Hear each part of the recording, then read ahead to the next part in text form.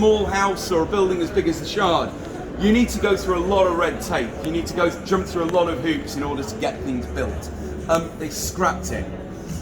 In 1985, the Bank of England changed some of the banking laws in the UK. So they said no longer do banks and building societies and financial institutions have to have their head offices in the City of London, the old financial district, anymore.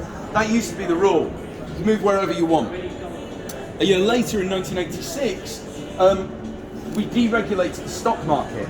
So suddenly all these new financial institutions start cropping up that need giant trading floors. And there just wasn't space in the City of London. So the London Dock and Development Corporation said, we've got a new enterprise zone at Canary Wharf, which are the tall buildings that you can see over there. You've got lots of money. Why don't you move over here? We'll let you build any skyscraper you want to your own specifications. You can do it tax-free, and we won't charge you any rates for 10 years. And half the banks went, yeah, that sounds really good. So they moved over to Canary Wharf. So building started over here in 1987. It was originally carried out by a Canadian company called Olympia in York. They were most famous for building the Twin Towers in New York. Canary Wharf is sort of the second jewel in their crown, if you like, after the Twin Towers. However, this is what bankrupted them. Because they built Canary Wharf, we then had a global recession in the early 90s, and yeah, they just went out of business as a result. But there's kind of a hangover to that Canadian company in the naming of things in Canary Wharf. So for example, can you see the building that's got sort of crisscross pattern just at the front here? The white looking one, well, yes. Greyish white. That's called Newfoundland. Newfoundland is part of Canada. The very tall building with the flashing pyramid on the top, that's One Canada Square. So the naming of things a lot of it links back to those original days and the original builders. But none of that was there 40 years ago whatsoever. In fact, you know what? The name Canary Wharf, a lot of the docks and the wharfs around here were named after the goods and the services that were brought into them. So, for example, we've got Tobacco Dock that brought in tobacco. Can anybody guess what was brought into Canary Wharf? Canaries. Canaries. It's not canaries. Canaries. It's not an industry. You can't make money out of canaries. If anything, they fly themselves. There's no point.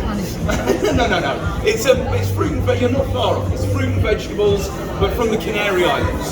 So that's the reason why it's called Canary Wharf. So not far. Just to make things confusing though, Canary Wharf is on this peninsula called the Isle of Dogs. Now, how does it get that name?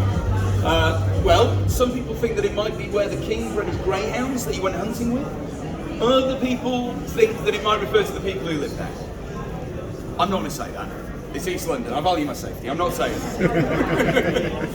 We look over the river from Canary Wharf. We've got Greenwich. Can you see in the very distance, just on the curve of the river, there's a white building with two sort of towers built there. Yeah. That's the old Naval College of Greenwich. Now, if you're looking for something to do again while you're in London, Greenwich is a great afternoon out. There's lots of museums there. There's the old Naval College, there's the Cutty Sark, which is an old tea clipper, which you learn all about the history of it and sailing and things like that. And there's the Royal Observatory at Greenwich. And the Royal Observatory is perhaps the most interesting of all of them. So it was founded by Charles II.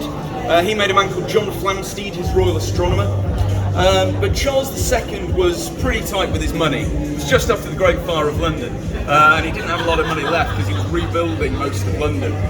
So he only gave John Flamsteed £100 with which to build the observatory, buy all the telescopes, pay his staff, pay his own wages, did a lot. So there wasn't a lot of money knocking around. In fact, the only reason that it's in Greenwich is because the king already owned the land.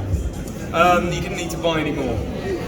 So if you think, if it was anywhere else, if Charles II wasn't so cheap, or put the mean into Greenwich Mean Time, then it could have been anywhere in London. But it's because they put it in Greenwich that we've got Greenwich Mean Time, the time for which all the world's clocks are measured. We've got the Greenwich Meridian, the invisible line where east meets west, but you know, it could have been Richmond Meantime or the Chiswick Meridian. It's quite possible that it could have been one of those instead of Greenwich. But they put in Greenwich, and so Greenwich is on the map as the centre of navigation and timekeeping across the whole world. So that's the reason that's there. Okay, let's move south. Yeah, you can see around. I'll come over here. We've got enough space. So, as you can see, the terrain of South London is quite different. It looks quite flat. It isn't. It's actually quite hilly and quite undulating. If you look, you've got hills. So Crystal Palace is over here. You can see Crystal Palace because of the tall spires. These are TV and radio towers that you can see over there. Yes. If you look over in the distance, you can see that conurbation just before you get to the North Downs. That's Croydon, which is a suburb of South London. So it's a real commuter town, Croydon. But you can see there's still quite a lot that could be developed, and a lot less tall buildings. However, that's changing. So I'm very much South London, I should say. I live in Tooting, which is about 4 or 5 miles in that direction. You're born in Tooting. Well, around the corner from St George's. Yeah, very close. So that's my neck of the woods. So I love South London, but it's fair to say that historically, it's sometimes had a bit of reputation. So there's an old joke about black cab drivers that they won't go south of the river. For whatever reason, either they think they're not going to get paid when they get there, or maybe they're not going to come back, they're scared. It's all changing. South London is really changing. It's a vibrant place. It's a real community atmosphere. It's been a family place for a long time. You know, a place people bring up families when they get priced out of other places, it's fair to say. But it's really changing, and it's becoming quite artistic and quite cool. Lots of cool places are cropping up, cool bars. Where I live in Tooting, where you were born, just before the pandemic. You've all heard of the Lonely Planet guys, right? So my neighbourhood, Tooting, was in there as one of the top 20 coolest neighbourhoods in the world. It's not. I just want to point that out. but yeah, it's that kind of thing. That's how South London's changing. The reputation of South London is changing. But also, the geography of South London is changing. And lots more tall buildings are cropping up. So we're going to start down here at Elephant and Castle, which is this area down here. Now, I love Elephant. I've always loved Elephant. Real community atmosphere, real community vibe. But it is fair to say that over the years it's not been without its problems. It's had to go get it. Social issues there. There's been some poverty there. A bit of crime there. I mean, there's crime all over London, but it has been known for that in the past. But still, a great community atmosphere. And the small pockets of unpleasantness that are in any area are